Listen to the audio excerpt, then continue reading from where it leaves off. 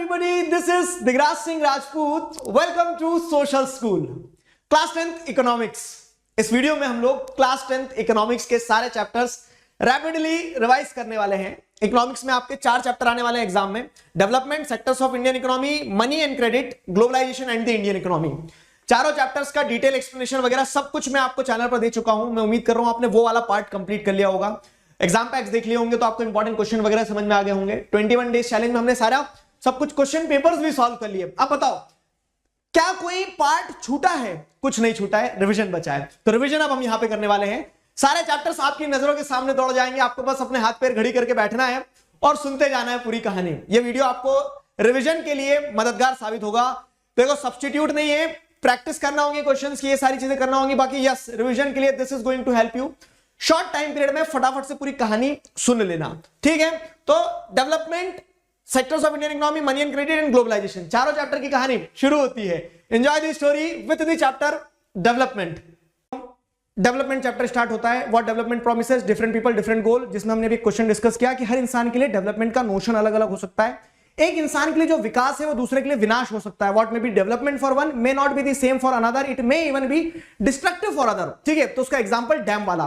फिर अब अगली चीज आती है क्या कि पब्लिक फैसिलिटीज एक इंपॉर्टेंट चीज हो जाती है। नहीं मतलब goals other than income, income and other goals वाला टॉपिक है जो। तो इनकम एंड अदर गोल्स मतलब क्या आ जाता है कि डेवलपमेंटल गोल जब सबके अलग अलग हो सकते हैं तो क्या सबका डेवलपमेंटल गोल सिर्फ पैसा कमाना? नहीं, पैसे के अलावा भी दूसरे एस्पेक्ट्स को कंसीडर किया जाता है। ये भी ऑब्जेक्टिव में आता है और क्वेश्चन भी बनता है पीवाईक्यूज में। देखोगे और उठा के कि what are the developmental goals other than income, ठीक है। What are your developmental goals other than income, ऐसा एक वैल्यू बेस्ड आ गया। तो उसमें आप क्या बोलोगे?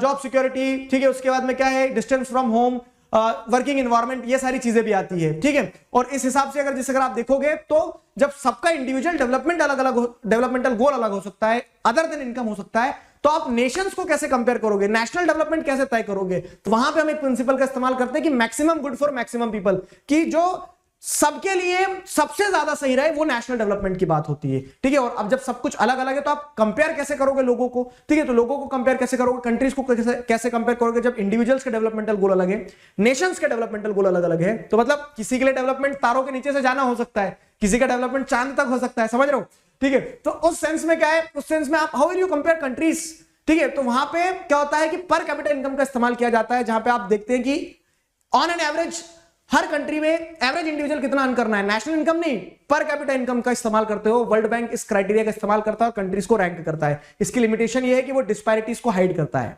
ठीक है। अब जब नेशंस को, जैसे इंडिविजुअल्स पैसे के अलावा भी बहुत कुछ सोच सकते हैं, इन गोल्स अदर देन इनकम होते हैं, तो वैसे नेशंस को भी आप सिर्फ इनकम पे कंपेयर करोगे, ये तो सही नहीं है। तो गोल अदर देन इनकम की अगर बात करें तो उसमें भी क्या हो सकता है कि कंट्रीज को भी आप इनकम के अलावा दूसरे इंडिकेटर्स पे कंपेयर कर सकते हो, जैसे हेल्थ, ठीक है, लिटरेसी, ये सारी चीजें। और वहीं से ह्यूमन डेवलपमेंट इंडेक्स का कॉन्सेप्ट निकल के आता है, जहां पे आप क्या करते हो, इनकम के अलावा लिटरेसी, एजुकेशन, इन एस्पेक्ट्स को भी उतनी ही इंपॉर्टेंस देते हो, उतना ही दर्जा देते हो। तो गोल्स अदर देन इनकम की अगर हम बात करें तो कंट्रीज के कंपैरिजन में भी आप दूसरे इंडिकेटर्स का इस्तेमाल करते हो। बीएमआई भी बीच में इसमें है, वो ध्यान रखिएगा, ठीक है। फिर थोड़ा सा और आगे बढ़े तो पब्लिक फैसिलिटीज वाली चीज आती है, जहां पे आप क्या बात करते हैं कि इनकम के अलावा भी आप दूसरे इंडिकेटर्स को देखते हो, जिसमें हेल्थ, एजुकेशन आता है, और वो पब्लिक फैसिलिटीज का पार्ट होता है, क्योंकि सोसाइटी इन जनरल उन सारी फैसिलिटीज को मिलकर अच्छे तरह से बेहतर तरीके से इस्तेमाल कर सकती है। अलर्ट, सुनो, एक चीज मैं भूल गया पूरे टेस्ट पेपर को डिस्कस करते समय। इस चैप्टर में जो कीवर्ड्स हैं, जैसे एचडीआई हो गया, लाइफ एक्सपेक्टेंसी हो गया, ठीक है, एचडीआई हो गया, लाइफ एक्सपेक्टेंसी हो गया, बर्थ रेट हो गया, डेथ रेट हो गया, ठीक है, ग्रॉस एनरोलमेंट रेशियो हो गया, ये कीवर्ड्स के ऑब्जेक्टिव टाइप में बन के आने की पॉसिबिलिटी ज्यादा रहती है, ठीक है। तो जितने बच्चे अभी सुन रहे हैं ध्यान रखना इस बात को कि ऐसे क्वेश्चन भी आते हैं इस चैप्टर से, ठीक है। Last topic sustainability of development में ये बताया गया कि डेवलपमेंट जिस पेस से हम कर रहे हैं वो सस्टेनेबल नहीं है। हमें डेवलपमेंट ऐसा करना पड़ेगा कि रिसोर्सेज हम हमारे आगे आने वाली जनरेशन के लिए बचा सके। सस्टेनेबल डेवलपमेंट और डेवलपमेंट की सस्टेनेबिलिटी दो अलग चीज होती है। सस्टेनेबल डेवलपमेंट मतलब development should take place in a way that resources are saved for the upcoming generation. और सस्टेनेबिलिटी ऑफ डेवलपमेंट क्या कहता है कि आप डेवलपमेंट जिस तरह से कर रहे हो वो सस्टेनेबल नहीं है। उसी तरीके से अगर विकास होता रहेगा तो एक दिन क्या हो जाएगा, दुनिया तहस नहस हो जाएगी। तो हमें ऐसा विकास करना है कि वो लॉन्ग टर्म तक चल पाए, अपकमिंग जनरेशन के लिए भी हो पाए, समझ में आया? तो इसमें विकास करने का तरीका और उसमें चलना ही ऐसा है कि हम रिसोर्सेज बचा सकें। तो both the things look same also and there is a minute line also. So this was the chapter. I hope you people enjoyed it. Chapter हमारा चालू होता है सेक्टर्स ऑफ इंडियन इकोनॉमी।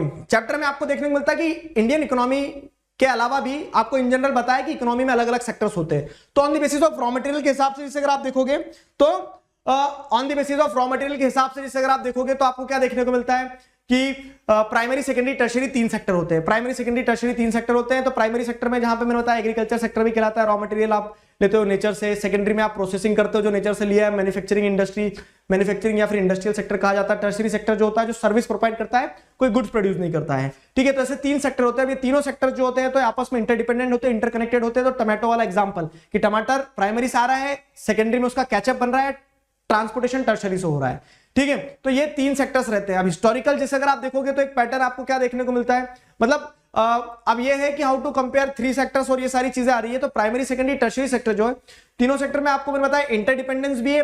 एक सेक्टर का सामान दूसरे सेक्टर के सामान में इस्तेमाल होता है।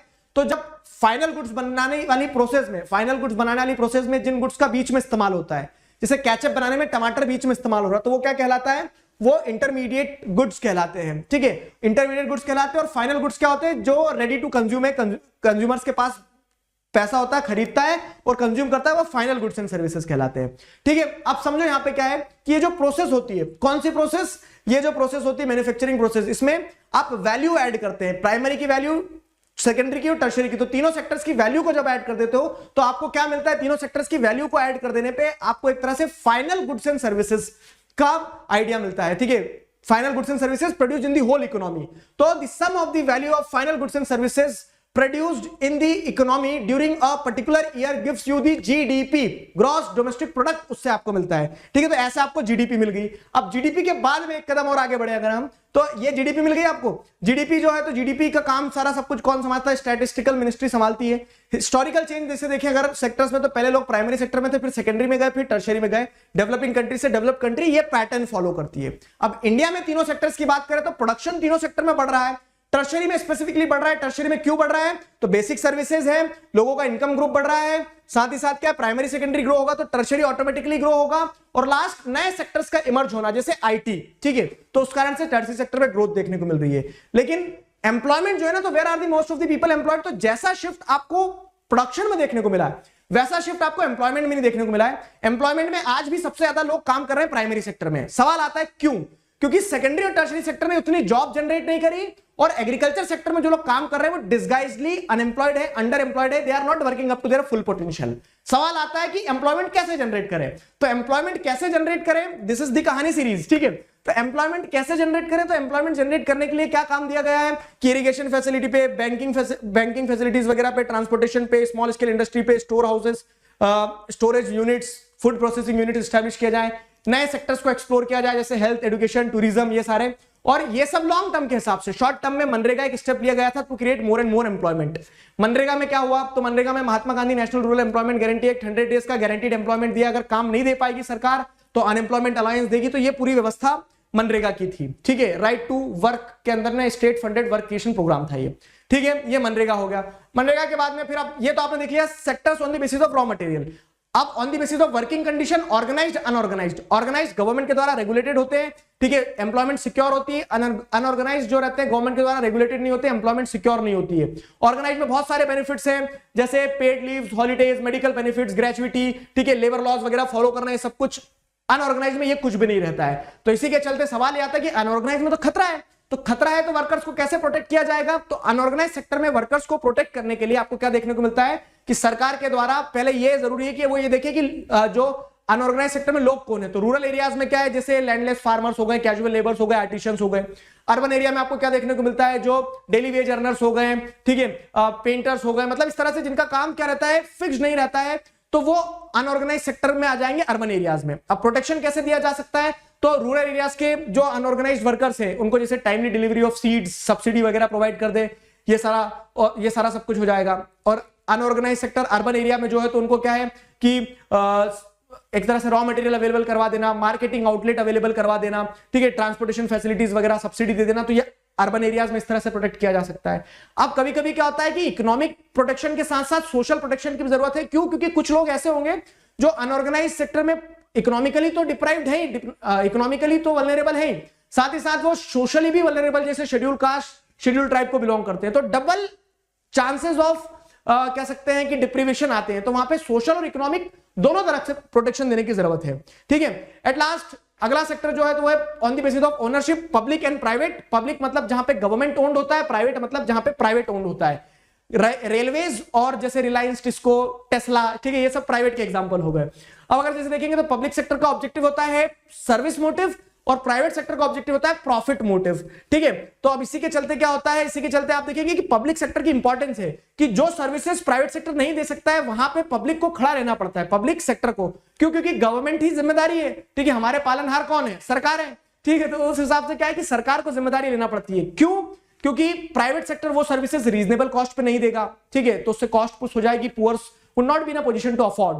ठीक है, दूसरा ये है कि अगर गवर्नमेंट सपोर्ट नहीं करेगी तो कुछ इंडस्ट्रीज चल ही नहीं सकती। जैसे पीडीएस में गवर्नमेंट लॉस खा के भी, कॉस्ट बियर करके भी क्या करती है, सर्विसेज प्रोवाइड करती है या फिर प्रोडक्शन प्रोसेस को कैरी आउट करती है। जैसे एग्जांपल क्या हो जाएगा कि selling electricity at the price lower than its production. दूसरा ये हो गया जैसे पीडीएस 20 रुपए में सरकार खरीदती है गेहूं और 2 रुपए में बेचती है। क्यों? ताकि हर इंसान खरीद पाए। तो सर्टेन सर्विसेज में, प्रोडक्शन में गवर्नमेंट बियर द कॉस्ट।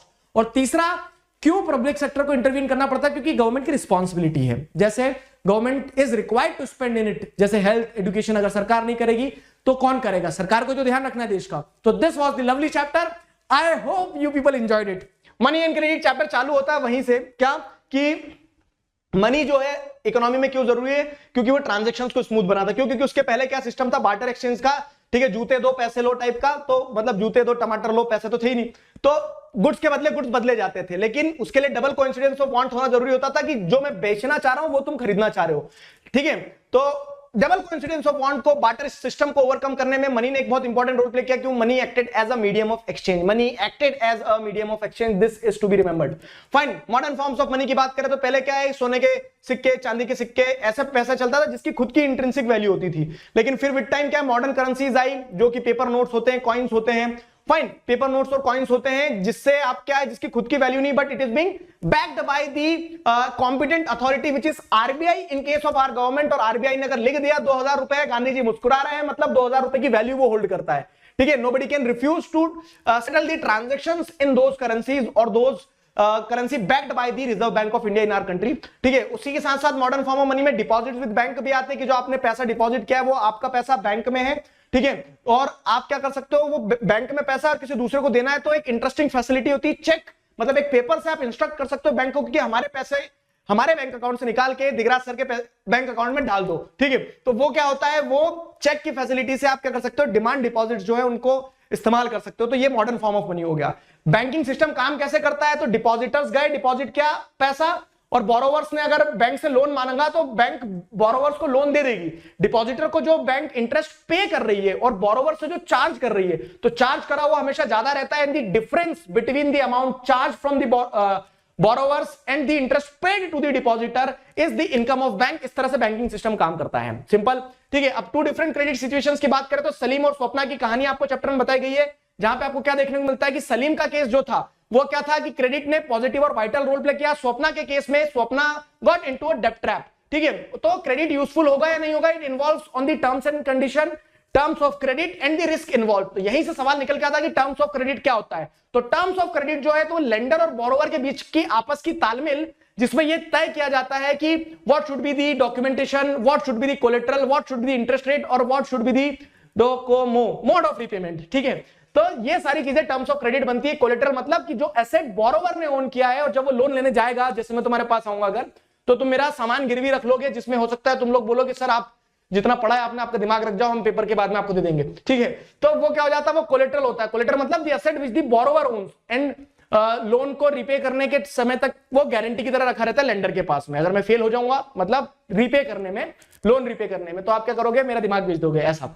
ठीक है, तो पैसा ही पैसा होगा बाबू। या फिर तो आगे बढ़ते हैं। तो उसके बाद में क्या हो रहा है, उसके बाद में जैसे अगर आप देखोगे तो अगला टॉपिक जो आता है आपका फॉर्मल सेक्टर क्रेडिट। अब आपने देखा कि टर्म्स ऑफ क्रेडिट जो रहती है तो वो लेंडर और बोरोवर पर डिपेंड करती है, इसलिए चीजों को रेगुलेट करना जरूरी है। तो फॉर्मल सेक्टर ऑफ क्रेडिट होता है। इनफॉर्मल मतलब जहां पे कोई रेगुलेशन नहीं है, फॉर्मल मतलब जहां पे आरबीआई सुपरवाइज कर रहा है। सुपरवाइज करना इसलिए जरूरी है क्योंकि अगर सुपरवाइज नहीं करेगा तो बैंक सबको लोन भी नहीं देगी, और दूसरी चीज क्या, लोग फिर इनफॉर्मल सोर्स में जाएंगे लोन लेने के लिए, मनी लेंडर्स के पास में, रिलेटिव्स के पास में, जहां पे उनके डेब्ट ट्रैप में फंसने के चांसेस ज्यादा है। ठीक है, और अगर कॉस्ट ऑफ बोरोइंग हाई होगा ना, हाई इंटरेस्ट रेट पर अगर लोन वोन मिलेगा तो लोग बोरो नहीं करेंगे, लोग बोरो नहीं करेंगे तो देश में इकोनॉमिक एक्टिविटीज नहीं होगी, इकोनॉमिक एक्टिविटीज नहीं होगी तो नेशन का डेवलपमेंट नहीं होगा। तो इस कारण से cheap and affordable credit is very essential for the nations development. समझ में आया क्या? ठीक है, उसके बाद में अगला पॉइंट आता है कि हु गेट्स व्हाट, मिलता किसको क्या है।